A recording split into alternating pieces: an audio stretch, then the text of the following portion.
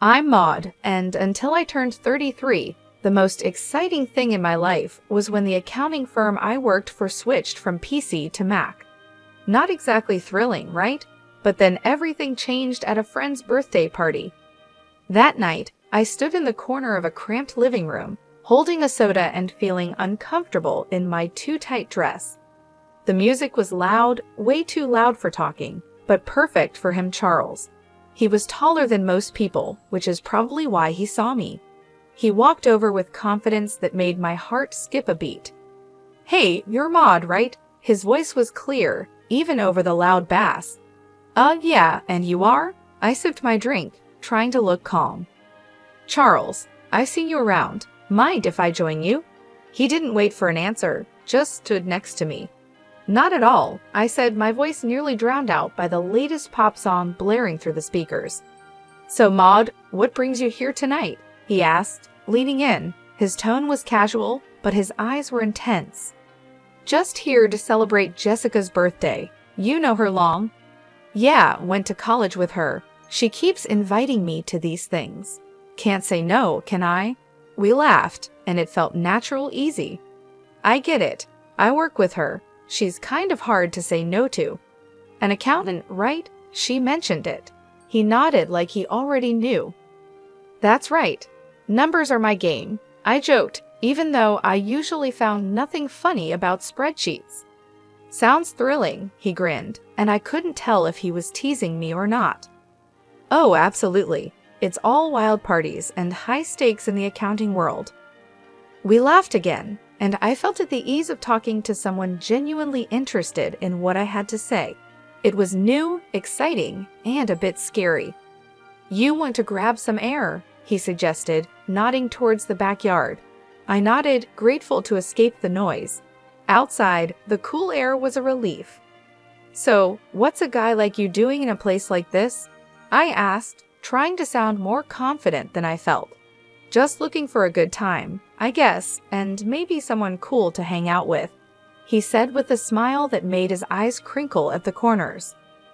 We talked about everything and nothing: movies, books we liked, how he was into graphic design, but stuck in a corporate job he didn't love.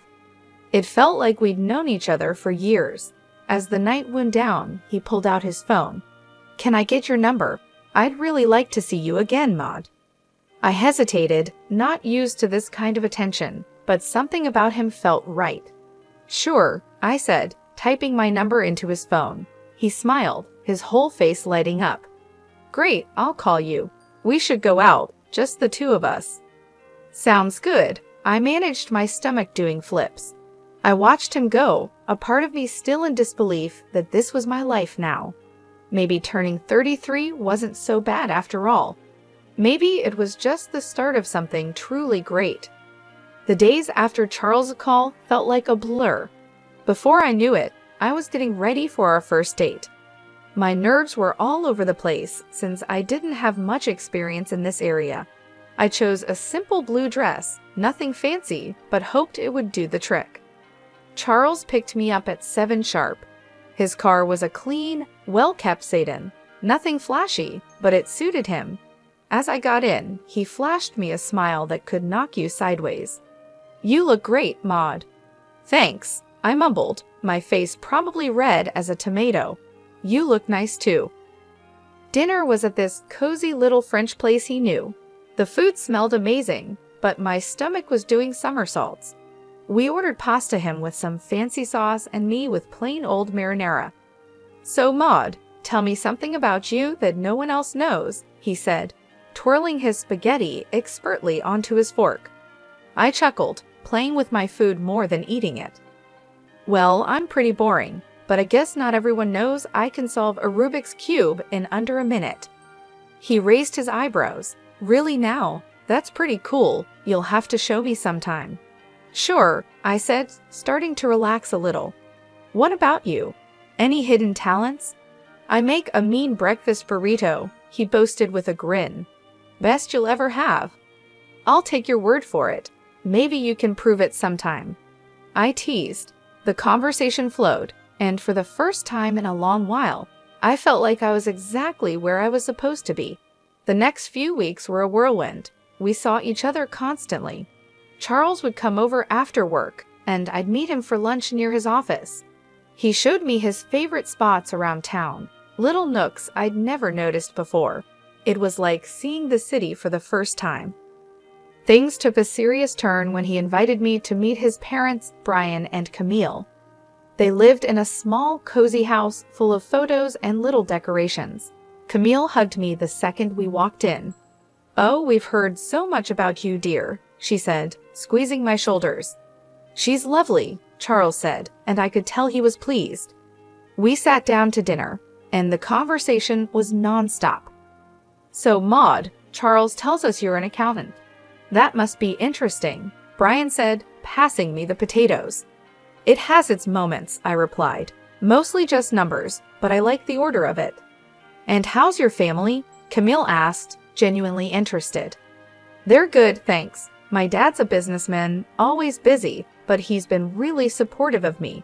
It was all happening fast, but it felt right. It was as if everything in my life had been leading up to this meeting. Charles feeling like someone finally saw me for who I was, not just some plain Jane accountant." One evening, a few months into our whirlwind romance, we were walking along the riverbank. The city lights reflected off the water, and it was pretty in a postcard kind of way. "Maud, I've been thinking," he started, stopping and facing me. "Yeah?" I asked, my heart starting to race. "I don't want to wait any longer. I know this is fast, but will you marry me?" Just like that, my world changed. No hesitation, no doubt, just a simple, "Yes, Charles, I'll marry you." The whirlwind didn't stop there. Soon after, I introduced Charles to my father. He took to Charles immediately, appreciating his straightforward manner and obvious affection for me. "He's a good man, Maud," Dad said, giving his approval, which meant the world to me. So we got married. It was a modest wedding, nothing too extravagant, but it was perfect for us.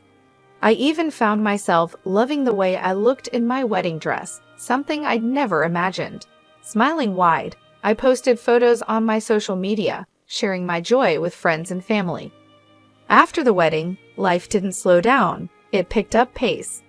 Charles and I barely had time to savor our newly bliss before he suggested something big.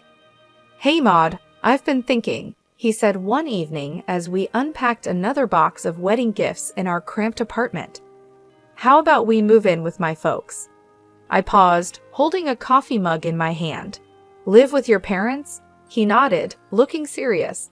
"Yeah, they're not getting any younger, and I'd feel better if we were around to help out. Plus, it would save us some money on rent." It made sense, but moving in with the in-laws, that was sitcom territory. "Are you sure they'd want us there all the time?" "Absolutely," he assured me. "Mom's been hinting about it ever since we got engaged. Come on, it'll be good." 3 weeks later, there we were, pulling up to his parents' house with our lives packed into a bunch of boxes. Charles's mom, Camille, was waving from the porch before we even got out of the car. "Oh, Maud, we're so thrilled to have you both here," she exclaimed, pulling me into a hug that was a bit too tight. Brian, Charles's dad, clapped him on the back. "Welcome home, son, and you too, Maud." The house was cozy, stuffed with furniture that looked like it belonged in a museum of the 1973s. I tried to keep a smile on my face, but I was already missing our little apartment. Charles sensed my hesitation. "It's going to be great, you'll see," he whispered as we carried boxes inside. The first few days were an adjustment. Camille was constantly hovering, always popping into our room to ask if we needed anything. "Just making sure you're comfortable," she'd chirp, while I tried not to cringe at the invasion of privacy. One evening, we all sat down for dinner, Charles, me, Brian, and Camille. The conversation was painfully mundane until Charles dropped another bomb. "So the house needs some major repairs," he announced casually between bites of meatloaf. I choked on my mashed potatoes. "Repairs?" "Yeah, the roof's a mess, and the plumbing's from the dark ages," he said.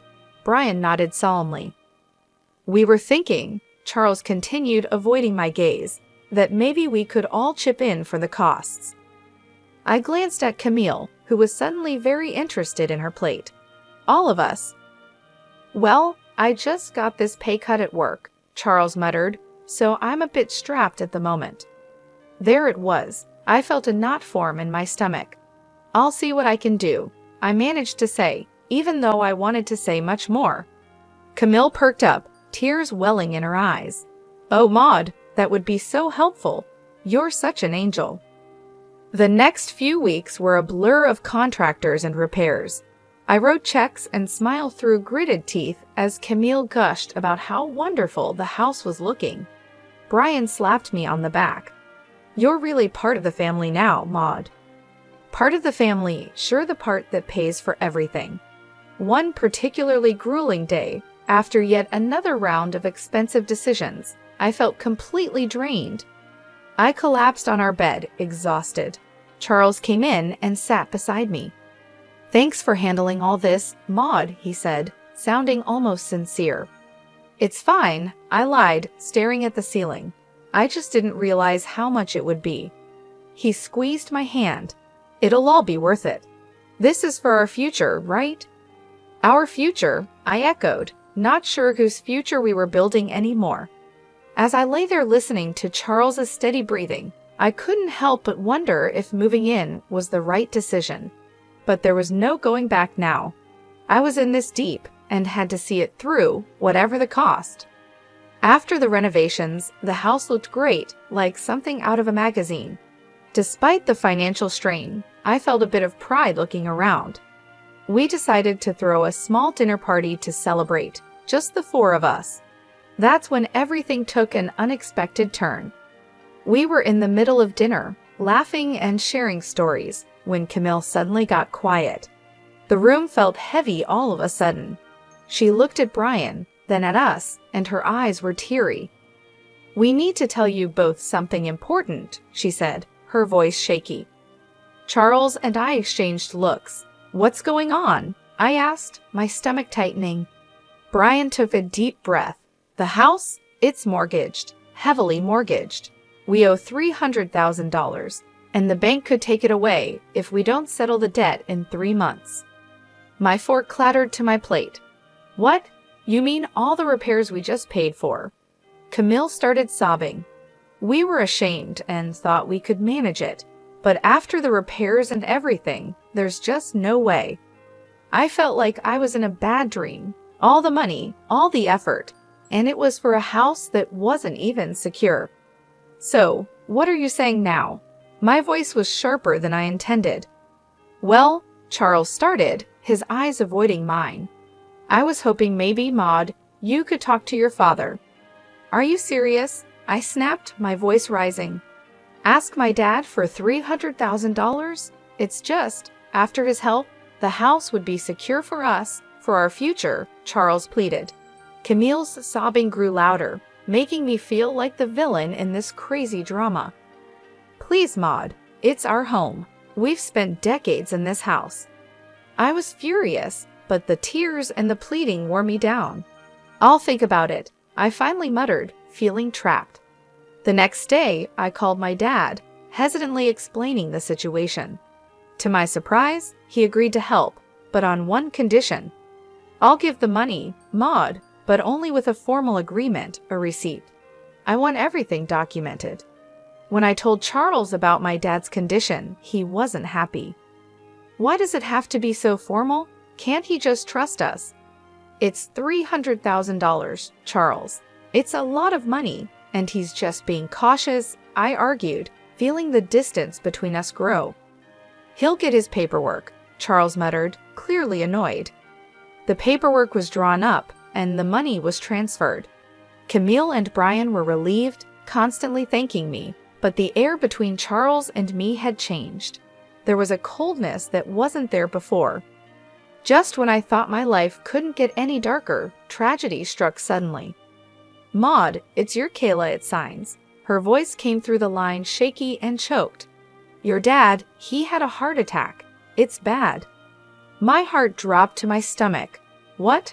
How is he? He didn't make it. Honey, I'm so sorry. The phone nearly slipped from my hand. No, that can't be right, I mumbled, numb. I hung up and turned to find Charles standing in the doorway. What's wrong? He asked, his voice low. My dad, he's gone, I managed to say before everything inside me broke and I started sobbing. Charles came over and put his arm around me, but it felt like being hugged by a stranger. I'm sorry, Maud, he said, and it sounded sincere, but I was too lost in my grief to really hear him. Exhausted from another long day of funeral planning and dealing with the agency, I came home earlier than usual. I expected the house to be quiet, but as I inserted my key into the front door, I heard voices from the living room. It was Charles, his tone dripping with frustration and disgust, talking to his parents. I can't do this anymore. Living with her is driving me nuts. It's too much, Charles complained. His mom, usually so sweet and understanding, replied in a stern whisper, You have to hold on a bit longer, Charles. We need to figure out what to do with those receipts your father-in-law had. Maud has them now. The sooner I get out, the better. I'll grab those receipts and destroy them, and then I'll start all over again with that rich beauty I told you about. Charles's voice was cold and calculated. I felt a chill run down my spine. Here I was mourning my father, while the people I thought I could trust were plotting behind my back. I realized the family I lived with was plotting behind my back. They weren't the loving family I thought I married into. Instead, they saw me as a way to fix their financial troubles. Rage mixed with shock, but I knew I had to keep my cool. So I slammed the door loudly as if I had just come in, disrupting their scheming. Oh, Maud, you're back early. How did everything go with the funeral plans? Camille's voice shifted instantly to one of concern, her eyes wide with fake innocence. I forced a smile, my stomach turning. It's all coming together. Thanks for asking. As I spoke, I could see the quick glances they shot each other, their faces a mask of fake concern. It made my skin crawl knowing their true colors. But I realized that showing my cards now wouldn't help. I needed to be smart. I needed to protect what was mine and possibly even get some justice for their deceit. The funeral was somber, the air heavy with grief and murmured condolences. But as the ceremony wrapped up and we returned to Charles's parents' house, the true colors of the family I married into began to show. As we gathered in the living room, sipping on lukewarm coffee, Charles's demeanor shifted. His usually charming facade crumbled away, revealing something more sinister. With a cold laugh, he looked straight at me and dropped the bomb. Maud, pack your things. You need to get out. I've got someone else now, someone better. His words should have felt like a slap. I pretended to be stunned, but before I could respond, Camille chimed in with a snide giggle. We've really had enough of you, dear. We only put up with you for your money. What about the house? I asked, feigning innocence.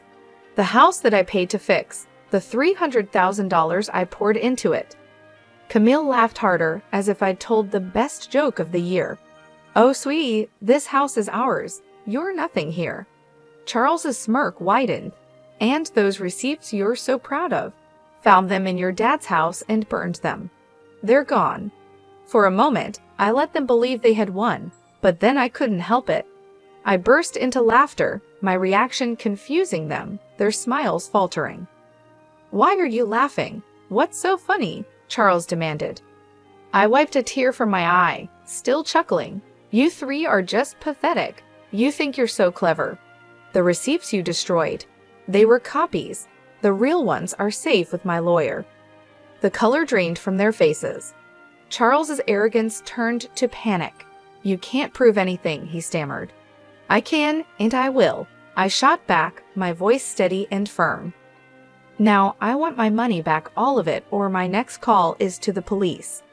Charles and Brian looked at each other, their earlier confidence replaced by fear. Brian, usually so bold and brash, began to plead.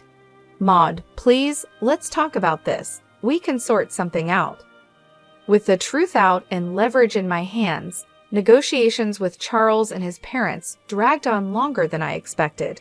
It was clear they were trying every angle to sway the terms in their favor, but I wasn't about to budge. "Look, it's simple," I stated firmly during one of our many discussions at their now legally mine kitchen table. "The house gets transferred to my name in exchange for the money. That's the deal. No more games." Finally, they relented. We all agreed that the best course of action was to make everything official and legal. I insisted that everything be documented by a lawyer and confirmed with the proper papers. "I want no corners cut," I emphasized. At the lawyer's office, the atmosphere was tense as documents were signed and notarized. I watched closely as each signature was applied, ensuring there was no room for further deceit. Once everything was finalized, I collected the documents related to the transfer and turned to Charles's mother, who looked deflated yet somehow still carried a hint of her former haughtiness.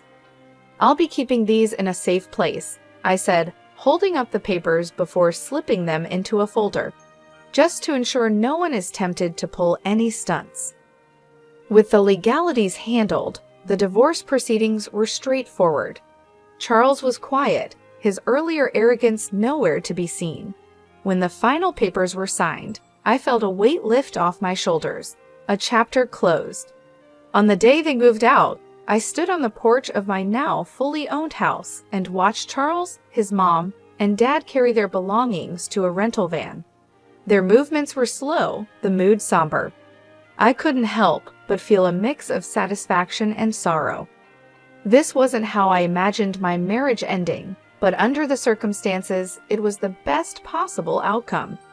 After everything settled down and I began to enjoy my newfound peace, word got back to me through friends about Charles and his situation. Apparently, the grass wasn't greener on the other side. His mistress had dumped him not long after our divorce, and his parents were now crammed into a tiny apartment, a big downgrade from the comfortable house they once had. It seemed karma had caught up with them quicker than I expected. Despite their situation, they started reaching out to me, bombarding me with calls and messages, probably hoping to weasel their way back into my life or at least my house. But I was done with their deceit. I blocked their numbers without a second thought and blacklisted them on all social media. It was liberating to cut the final threads that connected us. One afternoon, as I was enjoying a quiet moment with a book in my living room, there was a knock at my door. Peering through the peephole, I saw Charles standing there, a pathetic figure holding a bouquet of flowers. The audacity of it made me scoff. Opening the door, I couldn't help but laugh outright at the sight of him. "Really, Charles? Flowers?" He shuffled uncomfortably, the bouquet seeming to wilt along with his spirits. "Maud, I've realized so many things. I was wrong, terribly wrong. Remember when you told me I disgusted you?" I interrupted, leaning against the doorframe, not hiding my amusement at his discomfort. "What changed, Charles? Run out of options?" He looked down, the shame clear on his face. I make mistakes, but I'm here to make things right." I shook my head, almost feeling sorry for him. "Almost.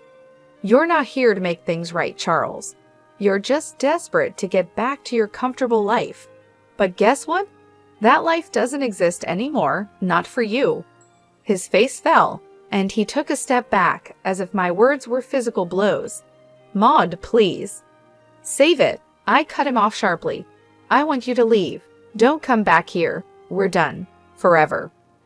Charles stood there for a second longer, his hope visibly crumbling. Then, without another word, he turned and walked away, his shoulders hunched in defeat. I returned to my book, feeling a sense of finality and relief.